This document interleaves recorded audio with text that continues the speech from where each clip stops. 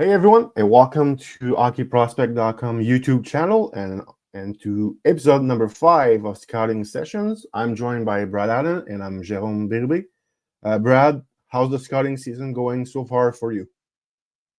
That's good. It's my favorite time of year. Nothing's better than it's like Christmas morning to us every day right now, right? You get to find a new prospect, get a new evaluation, and for my money, it's one of the most exciting. I say the best parts of the year are the beginning and the end. And I'm not a big fan of the mushy middle, where it gets incredibly difficult to rank some of these guys. But it's so fun. It's so fun seeing new prospects because every time you think you're done seeing a new type of player, something emerges out of nowhere. And I'm sure we'll be talking about a couple of them today. They're just like, I've never seen anything like this before. Wow, this is super unique. This is a really rare type of player. So yeah, I'm really enjoying it. Yeah, you're right. It's the best part of the season I find, like finding new players. It's September, October. It's the month to discover the new players of this crop. Like a lot of them we know, but there's always guys that surprise us how much they have improved, and some guys we just don't know anything about them. And there's one of those guys that we're going to talk about later in the podcast. Just a reminder, guys. We released our first 4 episodes of the scouting session. You can go check it out on our YouTube channel. So me and Brad, we review every single NHL team's prospect pool. So we rank the top 10 for each team. So you can go look at it on our YouTube channel. We got 4 episodes about an hour each, I would say. So check it out. If you can help us by subscribing to the YouTube channel, liking our video, sharing, do the all the YouTube stuff you're supposed to do to help us grow the channel. But for this episode, we've got 6 players we're gonna talk about. Brad, let's start with Roger McQueen of Brandon in the WHL. Very interesting prospect. Obviously, the size is the first thing we notice, but also the skating also is very good for a player who's about 6'5". He might still grow to 6'6". What was your first impression of him this season? So just so people know, we watched 3 games together of McQueen last week. So Brad, I'll let you start with your first impression of him. He's a very interesting prospect for sure. Anytime you see a 6'6" center who can skate, yeah, you raise your eyebrow. And like, okay, we gotta focus on this quickly. I got the opportunity to see him live last season at the U18s in Finland, so that was my first real introduction to like kind of honing in on him, and I liked him a lot. You could see so much potential, right? Just so much untapped potential at that time. He reminds me a lot of a hybrid variation between Blake Wheeler and Daniil Butte.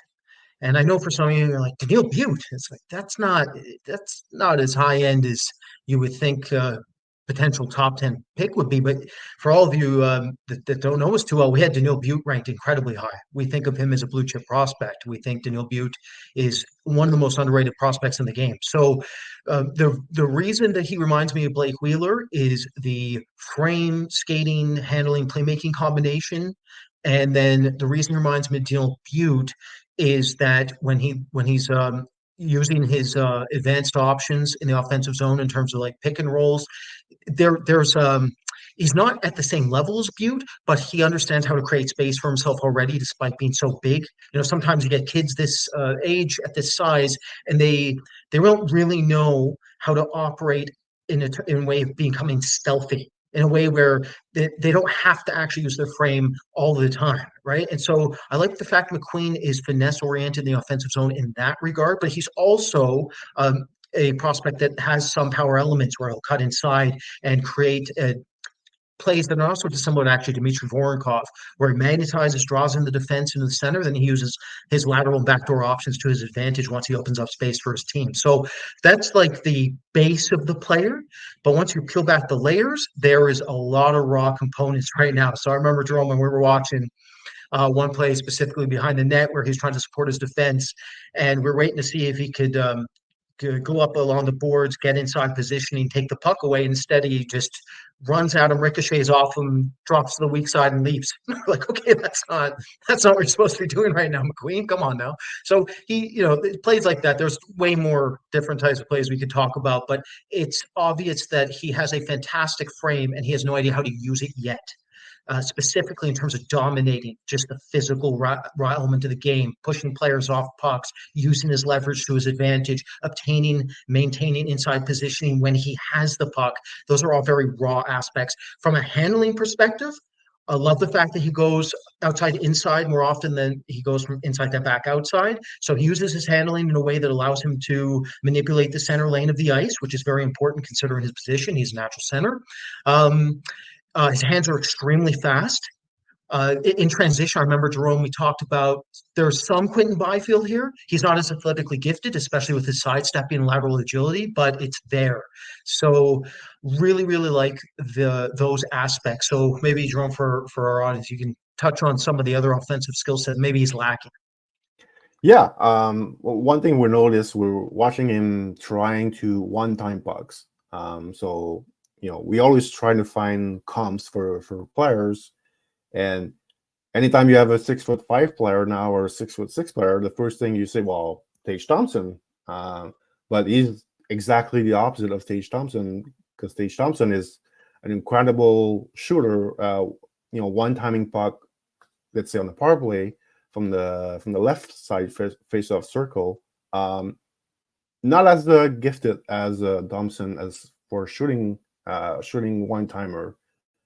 Shooting overall, I think, is a bit something you will need to maybe focus a bit more on, see how much progress he can make this season. So that's one thing we noticed, that maybe the goal scoring ability, shooting wise, maybe not super high end. That's a guy. That's his third year in the WHL. First season he scored 4 goals. I believe last season he scored 20. So not a very high end, gifted goal scorer. Doesn't mean he's not going to be. We feel like we're pretty confident he's going to be a 20 plus goal guy at the NHL level. Because he's big, he's gonna score his goal, in front of the net. So that's not going to be too much of an issue. But as far as like being very dangerous from scoring from distance, he's not there yet. Playmaking wise, it's good, but obviously it's a 3-game sample, so we're not gonna. It's not a final judgment. It's good. I wish it was a bit better based on, again, those are 3-game sampled. But if you're not going to be an insane sniper, an insane goal scoring potential like maybe a Tage Thompson, it would be good to have a close, not an elite. Well, if it's an elite playmaking, even better. But like a very good playmaking. We didn't see that in those 3 games. It might come later on in the season with other games we're gonna watch. So that's different things to think about when you're scouting McQueen. The thing with him is that he has improved a lot over the last 2 years in the WHL. His first season, the skating didn't look too good, but he was really raw physically. He was really young as well. He has a late birthday. So you saw the progress last season, and then even this season, the skating is, if every 6'5" guy could skate like him, like it would be, a dream for every scout out there. So we saw progress. Now we want to see, me personally, I want to see progress with the wheelhouse, the ability to shoot one-timers, be more of a threat from distance in the O-zone. We know he's going to be able to score goals from close from the net. He's got the reach, he's got the size, so it's going to be it's going to be good there. Obviously every team, they see 6'5", 6'6" center, they want to work with that player. They have, every team has their skill coach. They all want to work with that, and come playoff time, that's a guy you want on your team. I don't want to say it's a project because he's already pretty damn good. But as a team, that's the kind of guy I would want to work with. He's got some other things to improve. Obviously, Brad, you mentioned the ability to use his size more. I mean, there's a guy we're going to talk about later on. I was going to say William Eklund, but Victor Eklund, a lot smaller, but he does really use his frame a lot better than McQueen, even though he's much smaller. So very interesting. McQueen is very interesting to me. I was the biggest Daniel Butte fan on the planet, I think. And, there's some similarity between the two of them. Butte also not a gifted shooter for, one-timer. So there's some of that comps between Butte and McQueen. So that's an area that maybe, we're going to look to see how much better he gets at this upcoming season. Maybe Brad, anything else on McQueen you would like to touch before we move on to the next player here? Yeah, one aspect of his offense that needs to be showcased at a higher rate as the season continues here is the low to high danger passing plays around the offensive net area. It reminds me a lot of Dalibor Dvorsky. We waited a whole long time during his 2023 draft year to see him comfortably operate around the net area and go low to high with his passing plays. And it really never even materialized by the end of the season. It's one of the reasons I thought his hockey sense was actually a little overrated with Dvorsky. So with McQueen, I'm hoping that he can learn how to control possession at a higher rate than he currently does down low, and then show more playmaking ability from low to high. I think it'll be a huge part of his game going forward if it can develop. Yeah. All right. So that was our first look at Roger McQueen. Obviously, it's only 3 games. We saw a bit of him, last year, even the year before. But for this season, that's our initial reaction to what we saw in those 3 games. Moving on now, we're going to go to the Q, and we're going to go to Victoriaville, where we're going to talk about Gabriel D'Aigle, goaltender. Hey, guess what? A draft-eligible player with the last name D'Aigle playing in Victoriaville. Might remind some fans in Ottawa about some guy named Alexander D'Aigle. But no relation between the two of them. Gabriel was the second overall pick in the Q draft a few years ago. So a very high pick for a goalie. It's not something you see in the OHL. It's not something you see in the WHL. The teams are really not afraid to go with goalies really high in a draft. I remember a kid in maybe 2000 Q draft that went first overall. His name was Maxime Daigneault. So the Q teams are not afraid to go, with a high pick on the Q goalie.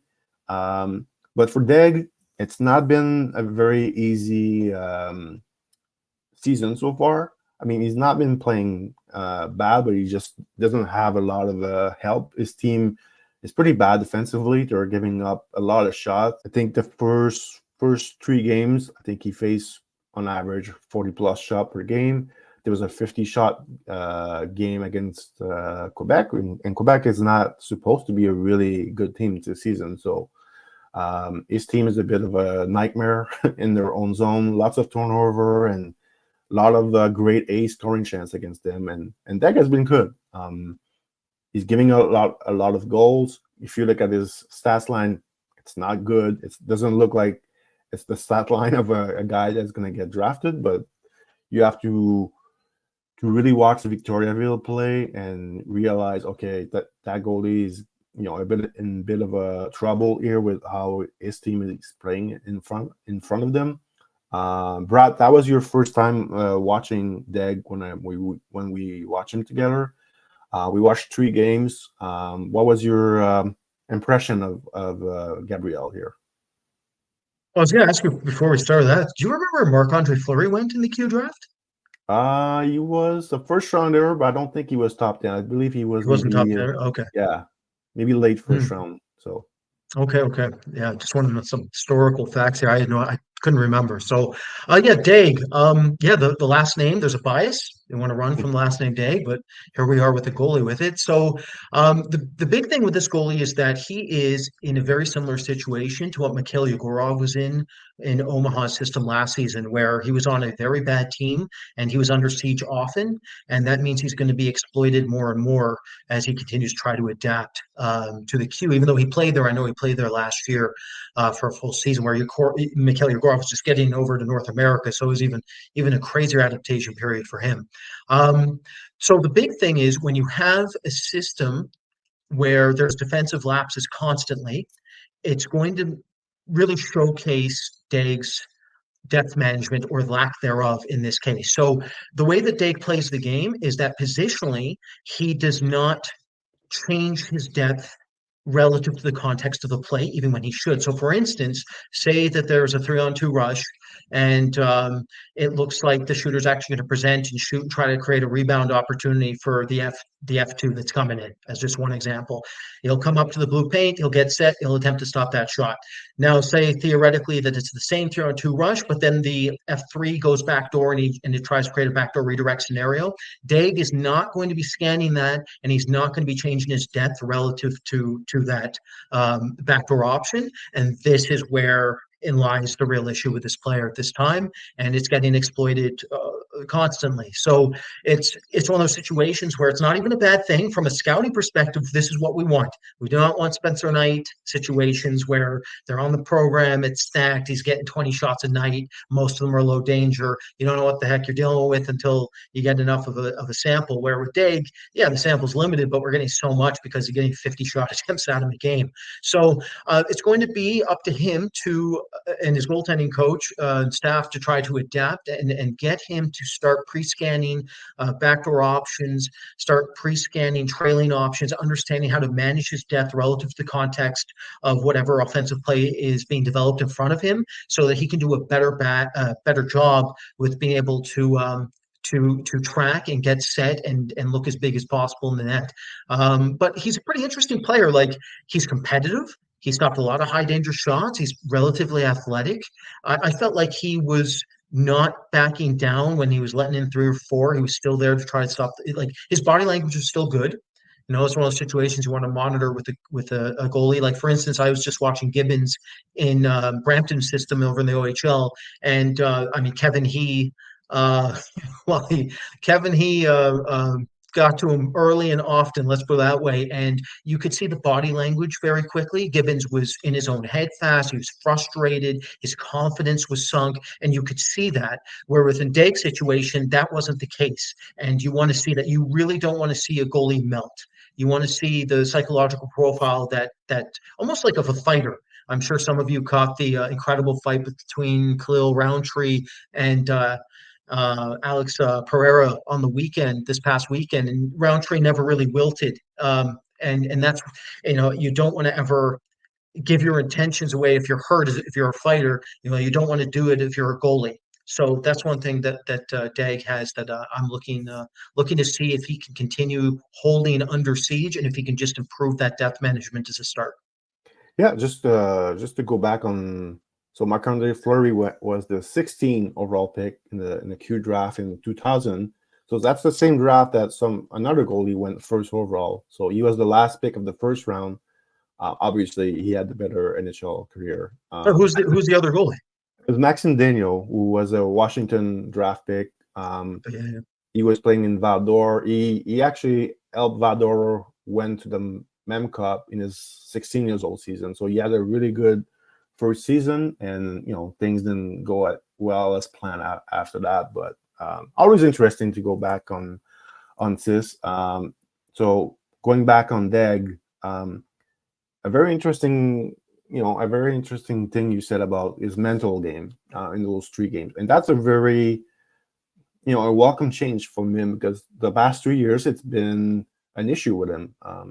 If you look at internationally, it's been really tough for him. At the U17, even play at the U18. He came in relief. I remember of Bjarnason at the U18 when he got hurt, and he was still, I believe he was still 16 at the time, and he really struggled.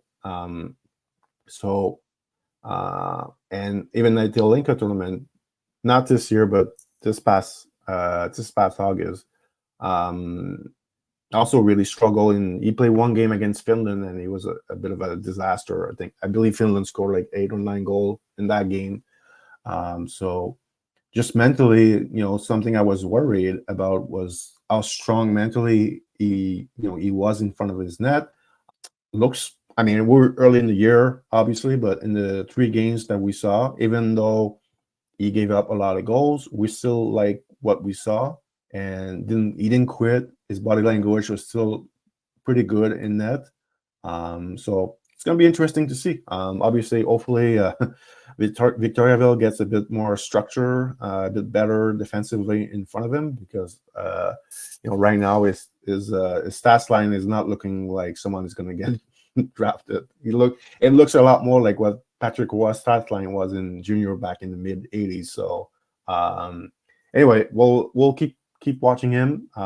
He's an interesting goalie prospect for this year's draft, and we're going to move on to another goalie prospect, which is the complete opposite of D'Aigle, because he was never drafted in junior. Joshua Ravensbergen from Prince George. So we just talked about D'Aigle being the second overall pick in the Q draft, and shockingly, this kid was never drafted in the WHL draft. Obviously, out west, it's a bantam draft, so a lot more of those stories of good players going undrafted. But it's still quite funny when you think about it, because he's a really good goalie prospect for this year's draft. So Brad, we watched him 3 games. I did watch him a bit last year too with Prince George. He had a really good first half, really struggled in the second half, but came back strong in the playoff. I believe the Prince George lost in the semifinals, so they were, I believe, 1 game away from reaching the WHL final. Your first impression of Ravensbergen? Well, I saw him last year as well, but this time I try not to hone in on too much in their -1. I kind of just try to get the generalization with them. But yeah, Ravensburg. So I know that most of you listening that are following drafts, like this is considered the top end goalie of this class. We'll see. But the first impression I had, there's a whole lot of Spencer Knight to his game. I know for some of you, it's like, whoa, Spencer Knight not doing as well as he probably should be doing, but I think you can attribute a lot of that to having some issues off the ice there mentally. But in terms of like on ice performance and the base, Spencer Knight was absolutely, I think, drafted in the right slot. He looks the part. He's super well rounded. But the big thing that really reminds me of Spencer is how calm and composed and poised he is. Very poised. Well, Dennis Hildeby, for you Toronto fans out there who got to see a taste of him in preseason, see just how calm, collected, and cool he is. It's a very important attribute of the position. And admittedly, one I've probably gotten away from the last couple of years of scouting a little too much. This year, I'm going to definitely hone in on the poise factor at a bit of a higher rate. And Ravensbergen falls into that. Ravensbergen's calm demeanor, poise, control, hockey sense, like ability to read different types of odd man rushes, ability to read low danger, high passing plays around his net area, understanding of like when a player is going to flip from his forehand to his backhand and how to set up lateral options, how he's going to track that. That's all there. So the base is very good. 6'4", looks every part 6'4", pretty wide set stance. I think his set stance will actually probably get narrowed to a degree over time, but there is a very good raw base to work with. The issue is the extension rates. It's an issue for me now. If I took like goaltending scouts in the NHL, I think some of them would agree with me on this, and some of them would think I'm crazy. Which is that, like, for me, extension rates, I weight them very heavily. I think they're incredibly important. Going forward in the game, I think you need to be able to do like a full lateral split and be able to hold on your inside edge and go the opposite way in a lateral split. That said, this goalie, you don't see him actually go into extensions very often, which is very similar to Evan Gardner. Why is that? Because they're smart. Smart goalies don't have to use their extensions as often. That's the whole point. That's why they're based. It's a secret, but I don't mind sharing on this. If you want to, if you're new to looking at goalies and you're like, how do I even know if a goalie's tracking anything correctly? Look to see if they have to use their flexibility and extend fully in their kicking saves. If they don't do it that often, usually it's an indicator that they're very intelligent because it means that they're anticipating getting square to pucks, so they don't have to actually extend fully. So Ravensbergen has that quality. He's very raw with his post integration. And that's okay. Post integration is something that can be improved pretty dramatically. I remember the big one for me, Logan Thompson out of Washington. I'll never forget when I saw him going from a Canadian university to the AHL, and he had no post integration whatsoever. And one calendar season, he completely managed to go from nothing to being able to go to NHL with it. Like, it was ridiculous how fast he managed to operate with his post integration. Elvis Merzlikins coming from Latvia, not Latvia, Switzerland to the NHL. He's another who his integration, especially trying to integrate with post when players wrapping around his net, I thought that was going to take him way longer than it ended up taking him. So post integration is one of those aspects where it allows you to know how technical the goalie is at this stage and how much further development they have in a sense, and where they need to improve. But Ravensbergen can get there, I think. So skating mechanics, post integration are a little behind. Extension rates aren't the best, but big, super composed, looks the part. I've seen lists where he's incredibly aggressively ranked. It's definitely too high for me at this time, but there's definitely a base to work with. He's definitely a draft eligible a goalie that will be drafted. I think it will take us a bit of time to exactly figure out where to put him, though. Yeah, it's always a bit of a headache or a struggle to rank goalies every year. It's the toughest position to scout. Not a lot of people knows what they're talking about with goalies. Hey, I don't either. Okay, you guys are bragging. Yeah. That's not even good. That's not even That's not even So it's going to be interesting is if he, as of now, I would say he's our number one ranked goalie, but there's some goalies we have not It's even. early. It's Yeah, early. It's early. We'll see. We'll see. I got a lot of work to do. I got to sweep. So it's October 7th. So as we're recording, so nothing is set in stone. But as of now, I would say he's number one. But a lot of things can change. There's some goalies that we might not even aware of. Maybe hiding somewhere in Russia.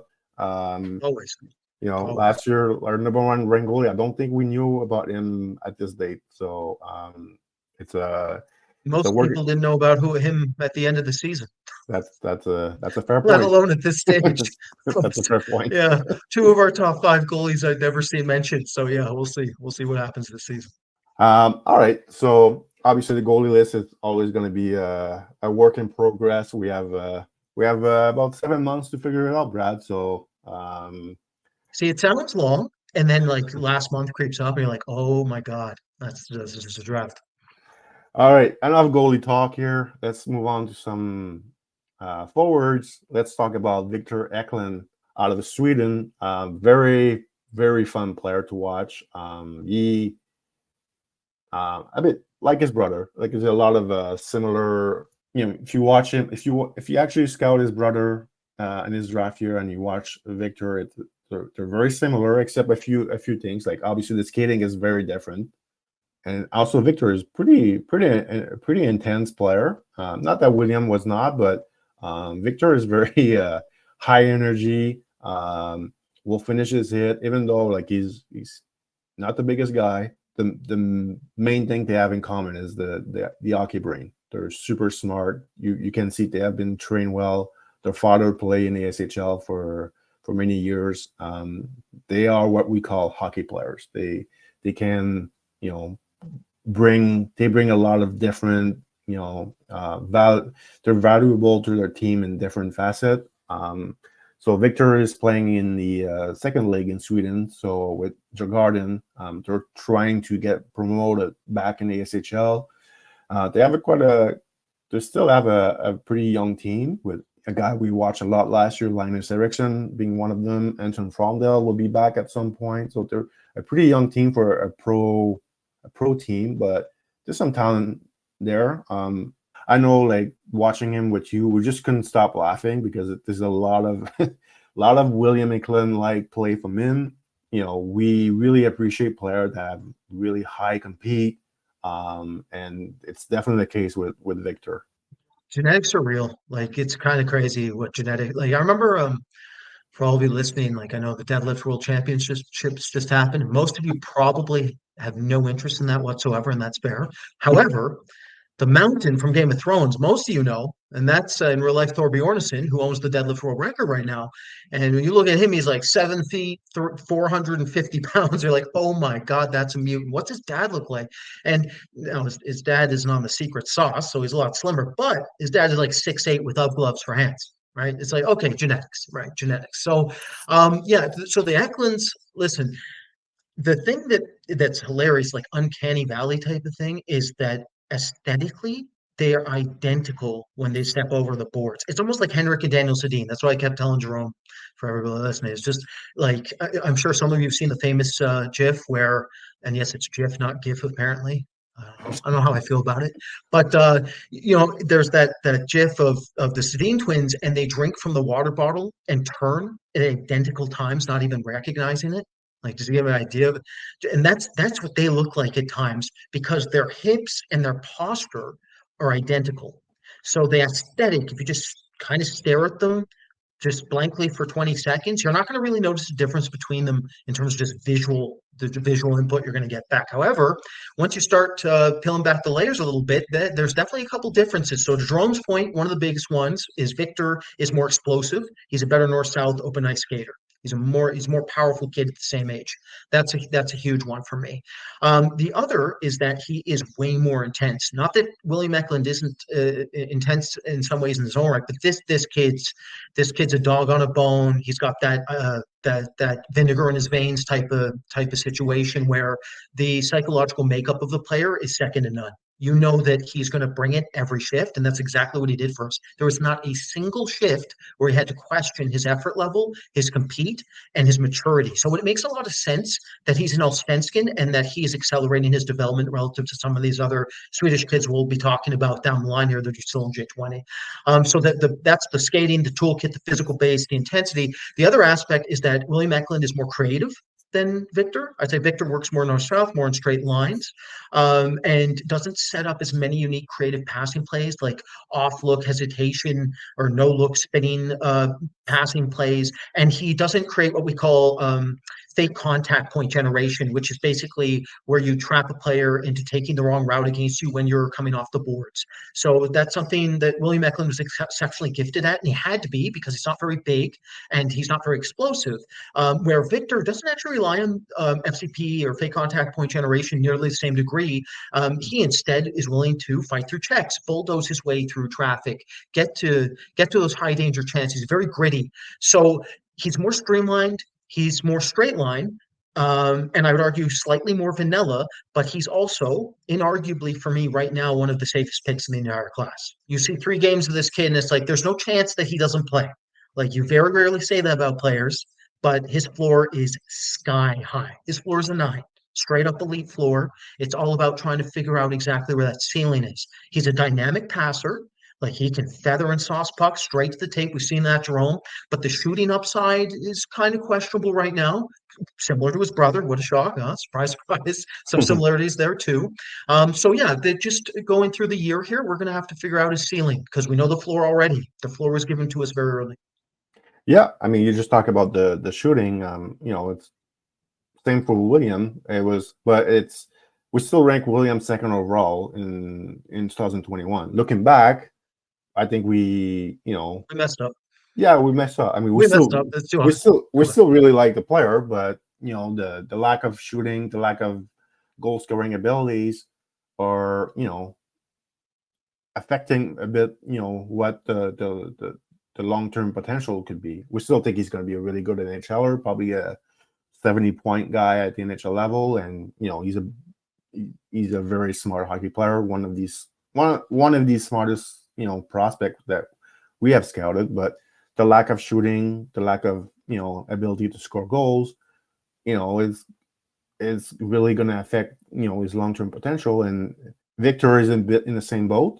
I mean, we saw 3 games, so we'll reserve our final judgment for June, I guess. But it's a bit of a reminder that we have as a scout. Okay, maybe we went too high with William in 2021, so let's be a bit cautious here with Victor. But as you said, the floor is 9. He's I think if you watch him play, it's impossible to dislike him as a player.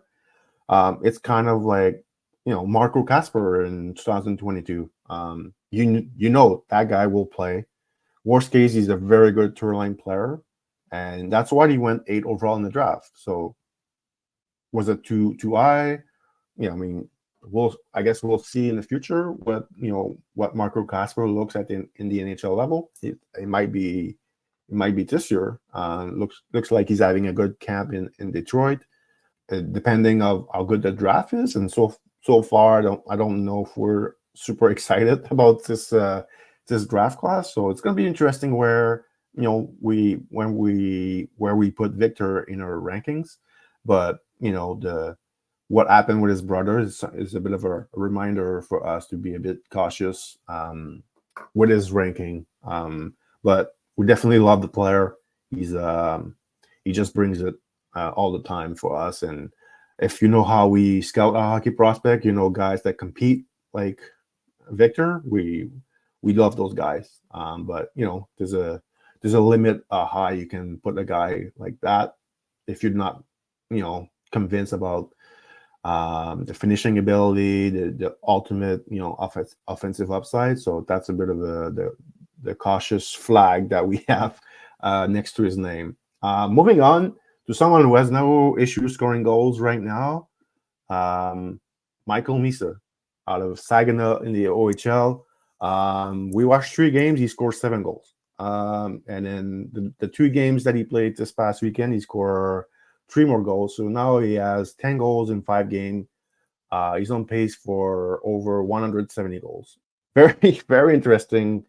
I think the discourse on this player is very interesting. Saw quite a few tweets over the weekend raving about his season so far. And I don't know, Brad, the 3 games that we watched that we were a bit confused by it.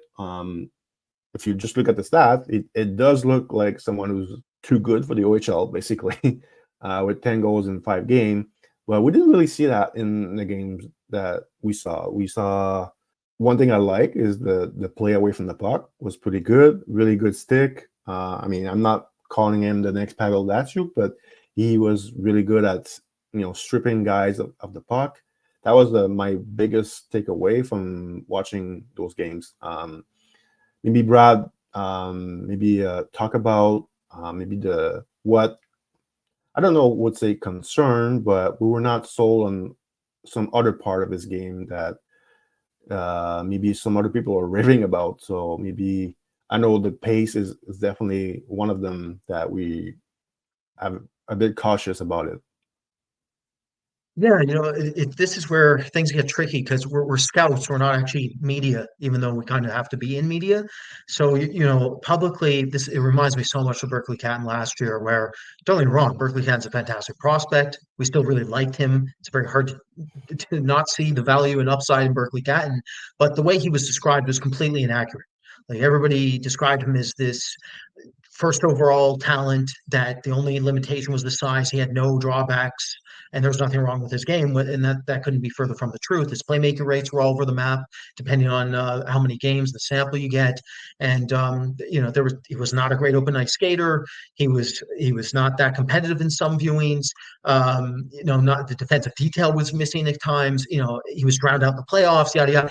But don't get me wrong, still extraordinarily talented. But again, publicly, everybody thought he was the best player ever, right? It's just ridiculous. It's just one of the reasons why I want to do this podcast is to give everybody listening a much better understanding of, at least from our perspective, of what the player actually is. And it's extremely rare to have a prospect that is amazingly well-rounded and actually doesn't have faults. The last one I can remember is Macklin Celebrini. Celebrini legitimately does not have a flaw. It is incredibly rare. That is why he's a first overall talent. So with Misa, yes, he's very talented. And I think, yes, you could probably call him a dual threat. However, I saw some of the tweets as well that Jerome was referring to, and it's like people are saying that he's like dominant in like this possession driver, and he's not. He's an opportunistic player. There are times where he'll dial way down, and you want more, and you're waiting for something to happen out of nowhere. He makes a beautiful play, and it's in the back of the net. Not that this is a very loose. It's not even a player comp, but my first like observations there is some similarities within his skill set to Bradley Nadeau, and what I mean by that is that so Bradley Nadeau had a better wheelhouse at the same age relative to Misa, and actually you make it like their backhand playmaking I'd say is very similar. Like Misa's best elements of his playmaking is from his backhand so far. He operates very well from his backhand. He actually telegraphs his intentions more on his forehand, which is kind of rare. So we'll see how that plays out over the course of the season. He's also not that inside driven, and like Nadeau, off the puck, sometimes he would support correctly, sometimes he wouldn't, sometimes he would deliver a big hit at the right time, sometimes he won't. Sometimes you don't like the pace of play, you're wanting more, and then he'll dial it up out of nowhere, and you're like, oh, okay. So there's some of that similarities, but the big one for me, the massive one, Jerome, was the handling rates. Like Michael Misa does not try to go, or at least in our sample so far, at least our first couple games of season, he doesn't try to attack players one-on-one very often. Doesn't seem very comfortable attacking triangles and going through triangles. Like we didn't bring this up, but like McQueen, for instance, McQueen is an open ice handler. Like McQueen's going to have to learn how to become a hybrid handler where he can operate in open ice and then use his frame and effectively cut through hands and operate in that manner. Where Misa, the only again, this is why this player is so strange. The only time we really saw his handling was this incredible Maxim Afinogenov play net front where he put it through two different sets of legs and almost jammed it in on the far side. It was an incredible play. I was like, where's his handling? And then he does that. But it's like the only time we saw that. So like Nadeau at the same age, can he start improving his handling in transition and start attacking player bases and triangles more often than we've seen? So yeah, there is some inconsistencies here. The pacing is all over the map. He is not a possession driver at this time. He is much more of, again, an opportunistic player. But guess what? He is definitely capitalizing on those opportunities because his scoring rates are absolutely ridiculous right now. So it's one of those situations where we are very fascinated by the player. We think very highly of him, but there is definitely pause here. This is not some sort of top 3-4 lock like everybody's saying. Oh my God, look at him go! He's Sidney Crosby. It's nothing like that. He's a very talented player who needs a lot of work off the puck and needs to understand how to use his handling so he can drive possession at a higher rate than he currently does. And he's a good skater. He doesn't use it when he should sometimes. He doesn't know how to use his skating to his advantage this time either. So again, lots to improve upon over the season. If he can, then he can be a pretty special player.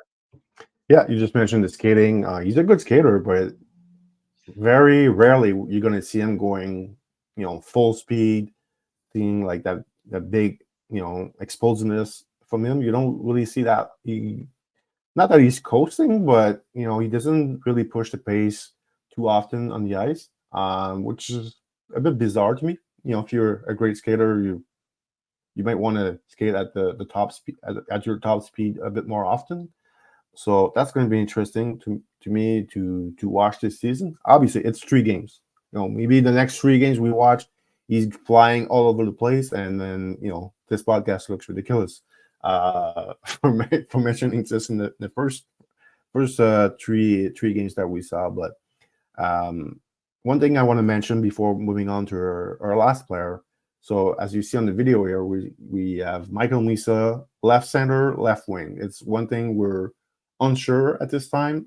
He played mostly on the wing last season. I think he's playing it more at center this season, but I'm not convinced that he's a center going, obviously in junior, you might be a full-time center going, this season or next season, whatever, but to project him at the NHL level as a center, I'm going to have to see a bit more playmaking value out of him. I've watched him that's the 3rd season I'm watching him. I have never really been blown away by the playmaking from him. It's not bad, but it's also not very good for me to project him as a center. looks more of a shooter than a playmaker to me. So it's gonna be interesting to see how much the playmaking can progress over the next few months. That's going to be really telling as far as if he's a center or a winger, if he continues at this pace. I don't know if he can. I don't know if anybody can continue at this pace. I believe he's shooting at 30. His shooting percentage is at 35%. That's incredibly high. I know last year his shooting percentage was at 15%, which is a more normal shooting percentage, I would say. I know at the NHL level, if you're shooting 15%, you're really good. In junior, the top scorer usually will shoot between 20 and 25%. Sometime guys are really, really high end. I remember, I think Jordan Dumais last year was close to 30% at some point during the year. I don't know if he kept that pace going all year, but obviously 35% is really high for a shooter. Anyway, we'll keep watching as always. That's what we do. We watch. We're gonna watch Misa a lot of times this season. And moving on to someone who's a bit not well known. I've heard about this kid since last year. Never got the chance to watch him last season. Just ran out of time in the second half of the season. But Simon Wang, who plays in the OGHL with the King Rebellion, 6'6" defenseman, really young for this class. He's a late July birthday, so 6'6", I'm guessing 215, 220 pounds. Looks massive on the ice. He's a good athlete. I mean, I said good, Brad. You will get mad at me. You're gonna tell me he's a great athlete. He's a great skater. You saw a bit more of him than me, so I'll let you go first on this very, very interesting project out of the OGHL. Yeah, he's that spark you need as a scout where you're like, I wonder if there's hidden talent somewhere. And holy, okay, well, here it is, the Dean Letourneau of defense for this class. Yeah, so Jerome's point, toolkit's spectacular, like 6'6", 210, very athletic. Skating base is phenomenal, like close to a 9. Has everything, proper posture, like incredible 3-point flexion, incredibly dexterous. He can get a very low center of gravity relative to his size, so he can turn on a dime. Very good at understanding how to manipulate the first layer. He's deceptive. He can offlook his options. His skill set, he's pretty soft hands. So when it comes to him transitioning, becoming the F3 or F4 trailing option to a play, he can be very dangerous. He also understands how to set up most of his sequences with short area give and go options. So that's what you want to see. You want to see some advanced plays from him, but you also want to see plays that are translatable, and that's where he really thrives, is in transition and recognizing numbers advantages as well. He knows how to mitigate risk. He knows how to activate when the forecheck is behind him. So that's where he really puts you on notice. You're like, okay, you got something cooking here. The other aspect is that I wouldn't call him mean, but he is very physical. He's also, like, in the way McQueen doesn't really understand how to dominate with his frame at all yet. Simon Wang is starting to really showcase that. Incredible C cuts, right? His skating so good. So because his backward skating and C cuts are so good, he can swallow ice in the neutral zone. He can collapse. He can create pressure. He has a pretty good and active stick, but we've also seen him crunch other players, just crush players on the boards. That's what you want. So he's got a lot of defensive upside. And he's got activation and offensive upside. He's also not stationary whatsoever from the line. He understands how to take advantage of his skating base at the line as well and be able to redistribute, open up his options. And he has pretty good shooting timing. That was one thing I think Jerome may be a bit surprised by. Like, he's got good seam recognition. He knows when he needs to shoot, and he knows how to set up his shot and turn it into high danger passes that are threaded through traffic down towards the net area. So that's where the upside is. The downside and the hesitation, like, this player is tricky, is within his retrieval and exits. This is a player who you can't call him dumb because he makes too many advanced plays to call him stupid. But he freezes up a bit when it comes to his decision making on his retrievals, and he forgets to pre-scan. So he makes way too many blind swinging passes, either up the wall or off his backhand, that leads to a high rate of error and leads to turnovers and puts his team in bad spots. So he doesn't know how to. Also, I talked about how he mitigates risk when he's activating. He doesn't do that defensively yet. So defensively, he's throwing pucks up the middle too often, and sometimes he just makes decisions where you're like, "What was even? There was nothing there, so, and there was no pressure." So he can make plays that make you really question the floor, but the ceiling is sky high. So it's one of those situations where over the course of the season, we're gonna have to watch a whole lot of him and see if he can clean up his retrieval and exits and get more comfortable. It reminds me a little bit of Liam Bixell, Jerome. Remember when he was in the SHL and just there's too many error rates within his retrievals and exits. And we were left trying to figure out if he clean up his game in time or get really comfortable and consider him an A-rated prospect. And at the end of the year, we decided he had done enough for us out of Lexington there. So this is a similar situation in a much worse league. We're not watching this kid play in the SHL. This is the OJHL. I think he is in the right environment for now, but we're hoping we get to see him maybe at the World Junior A Challenge there, see him against different quality competition, and we just need him to start understanding how to become more comfortable with his exit retrievals. Then the sky's the limit. Then you could see a Dean Letourneau like rise, because there is definitely not. I haven't seen the whole class yet, but I'd be willing to bet there isn't 5 better toolkits out there than this kid. This kid has a special toolkit and has some advanced plays. It's a very, very unique player. Yeah, I think he fits really in the mold of I call them the new age defensemen, of those big freak athletes. I mean, some of them will not pan out. Sometimes sometimes the hockey sense can be, not good enough, and then they don't end up playing.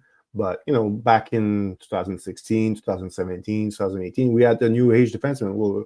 Was all the smaller puck moving, quick defensemen were like getting drafted, and some of them became a superstar, like Cale Makar, Adam Fox, Quinn Hughes, but a lot of the others didn't pan out. And then the last few years, we saw a new generation of defensemen getting drafted really high. It's the big, mobile, freak athlete, and obviously we don't know yet if Simon Wang will be a high draft pick in the first round.